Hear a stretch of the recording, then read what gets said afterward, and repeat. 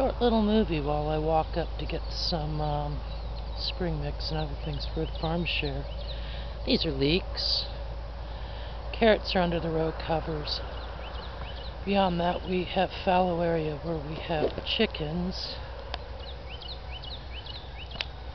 You can kind of see them.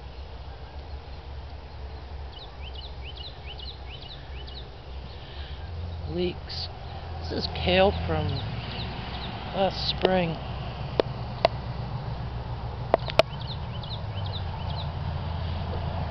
Brussels sprouts under that cover.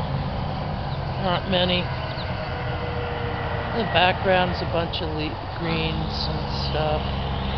Broccoli rabe, bok choy, napa, kale, dead eggplant, dead peppers, harvest cart, dead tomatoes, my shadow, asparagus, and where I want to be actually, the spring mix. Et voila! Lettuce and arugula shouldn't be there. Here's Nate. Here's the other side of it. I gotta go pick.